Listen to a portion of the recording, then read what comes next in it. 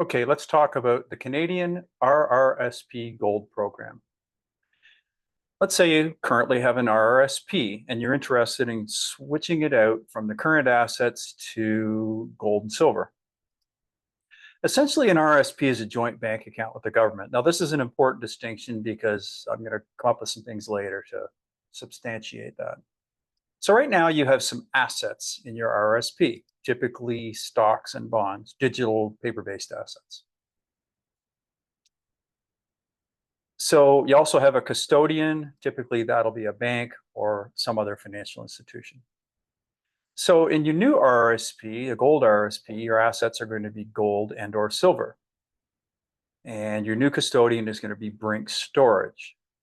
Now, I brought up the fact that an RRSP is a joint bank account with the government to go through a couple of things here about Brink Storage. Because it's a joint bank account with the government, if you were to hold a physical product like gold or silver in your hand in lieu of your paper assets, if let's say they allowed you to leave that at home, you could easily just sell that asset off, not tell the government about it, and not pay your distribution taxes on that. So of course, because it's a joint bank account with them, they want to have some control over that. So in your new program, in the RRSP Gold program, you would have to store your metals at Brink Storage.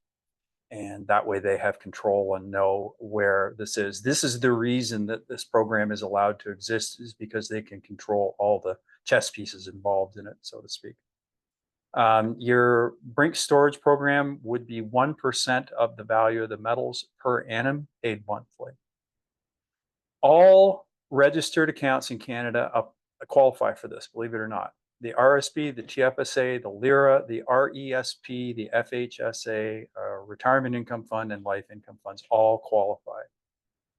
And there's no withholding tax, no 30% withholding tax. If you had an RSP right now and decided to liquidate it, they would take 30% off the top, and it would be added to your income for the year, and it would be considered a distribution, so there'd be tax consequences. But because it's not considered a distribution in this case, it's simply a pass-through. As long as you comply with all the regulations and do everything the way that they require. So a lot of people get hung up on that. They go, "Are you sure?" Yeah, we're pretty sure, but people do still get hung up, despite our, telling them that it isn't that way.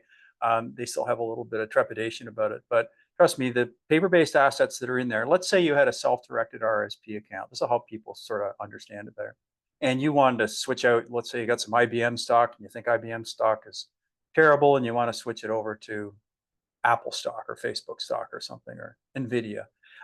You would be allowed to swap those assets out within that self-directed account, and there would be a tax consequence because you're not taking a distribution. There's no gain on your part. You're not liquidating that asset and putting it in another bank account where you can spend it. So because it stays within the RSP, it's simply a pass-through. It's just a swap out. Well, gold and silver are no different, but I think people perceive them as different because you're going from sort of a digital asset to a physical asset. But because you're following all the regulations and it's all stored where the government has some understanding of what's going on within that asset, that's why that provision is allowed. So I hope that helps, folks. This is just a basic rundown of the RSP program.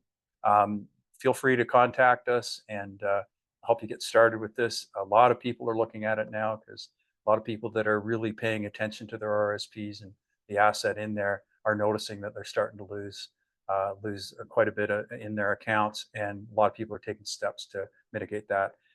Maybe you should consider it too. Thank you very much for your time. Hope this helps.